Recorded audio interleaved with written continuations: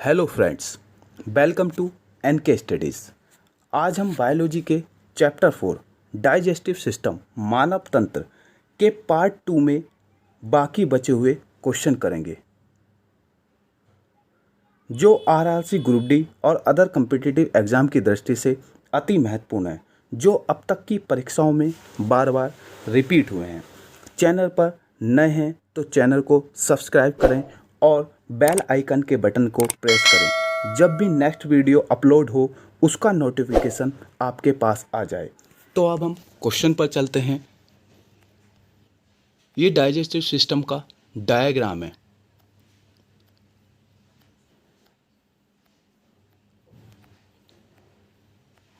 Question number 1।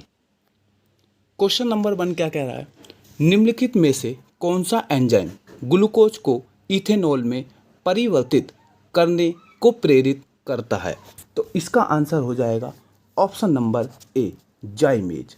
कौन सा करता है? जाइमेज करता है। एक्सप्लेनेशन देख लेते हैं इसकी। जाइमेज एक जटिल एंजाइम है जो किण्वन की प्रक्रिया में ग्लूकोज को इथेनॉल और कार्बन डाइऑक्साइड में परिवर्तित करता है। Next question, question number 2। भोजन के पाचन के लिए निम्नलिखित में से कौन सा आवश्यक है? तो भोजन के पाचन के लिए निम्नलिखित में से कौन सा आवश्यक है? तो कौन सा आवश्यक है? Enzyme. Option number C, enzyme आवश्यक होते हैं भोजन के पाचन के लिए। एक्सप्लेनेशन देख लेते हैं।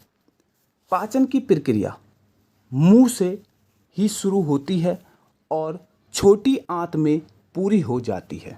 कहाँ पर पूरी हो जाती है? छोटी आंत में पूरी हो जाती है।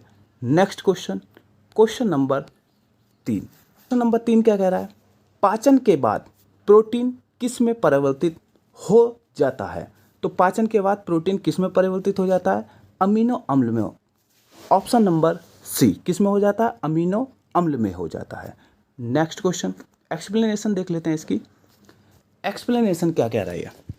कार्बोहाइड्रेट, वसा और प्रोटीन आंत में पच जाते हैं, जहां वह अपनी मूल इकाइयों में टूट जाते हैं। कार्बोहाइड्रेट ग्लूकोज में, जो कार्बोहाइड्रेट है वो ग्लूकोज में, प्रोटीन अमीनो अम्ल में, वसा वसीय अम्ल और ग्लिसरॉल में। किस में? ग्लिसरॉल में। जठर रस, गैस्ट्रिक जूस में कौन सा अम्ल होता है? तो कौन सा अम्ल होता है इसमें? हाइड्रोक्लोरिक अम्ल, HCl। कौन सा होता है? हाइड्रोक्लोरिक अम्ल होता है, HCl। जठर रस को आग्नाशय रस भी कहा जाता है। तो जठर रस को आग्नाशय रस भी कहा जाता है, जो कि पाचन करवाने में सहायक है। किसमें? पाचन करवाने में सहायक है। नंबर 5। निम्नलिखित में से कौन एक एंजाइम नहीं है? टाइलिन एक एंजाइम है, पेप्सिन एक एंजाइम है, ट्रिप्सिन एक एंजाइम है, लेकिन ऑक्सीटोसिन जो है वो एक एंजाइम नहीं है। एक्सप्लेनेशन, ऑक्सीटोसिन एक हार्मोन है। इसे जन्म लेने में सहायक हार्मोन भी कहा जाता है। यह मादा प्रजनन तंत्र में मुख्य भूमिका निभाता है। जब बच्चा जन्म लेता है उसमें ये सहायक हार्मोन माना जाता है। कौन सा? ऑक्सीटोसिन।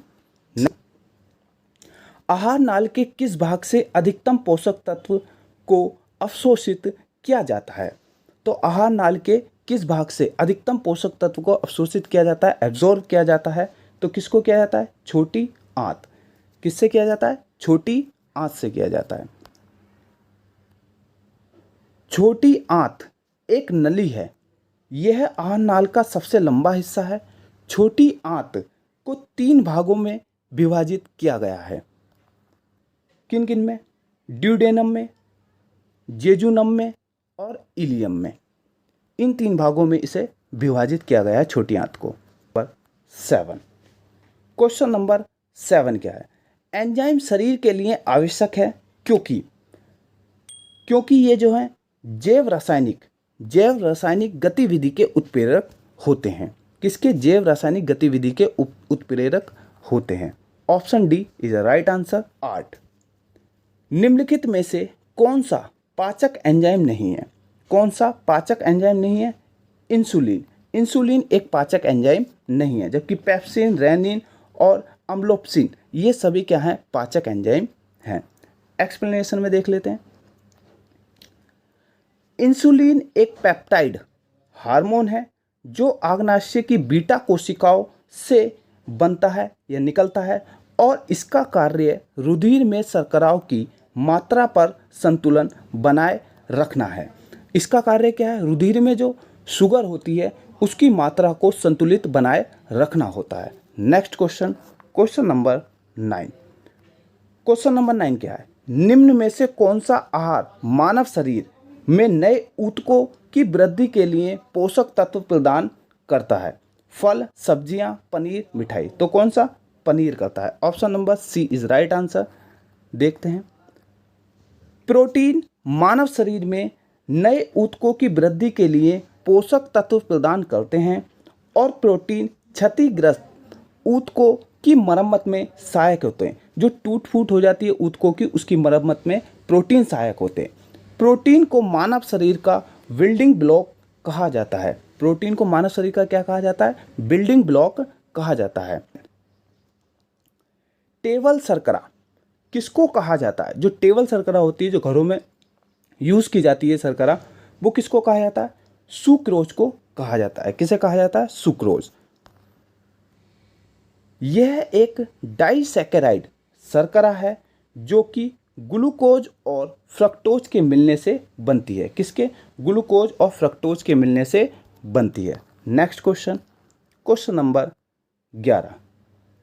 खट्टे दूध में क्या है?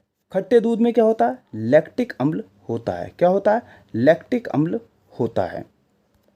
Next question, question number 12। निम्न में से किसके द्वारा ऊर्जा उत्पादन नहीं होता है? तो वह क्या चीज़ है जिसके द्वारा हमें ऊर्जा नहीं मिलती? किसके द्वारा? विटामिन के द्वारा हमें ऊर्जा नहीं मिलती। किसके द्वारा? विटामिन के द्वारा हमें ऊर्जा नहीं मिलती है। एक्सप्लेनेशन देख लेते हैं इसकी। इनसे किसी भी प्रकार की ऊर्जा का उत्पादन नहीं होता, लेकिन इनकी कमी से अनेक प्रकार के रोग हो जाते हैं। विटामिन की कमी से क्या हो जाते हैं? अनेक प्रकार के रोग हो सकते हैं अगर इनकी कमी हमारे शरीर के अंदर हुई तो।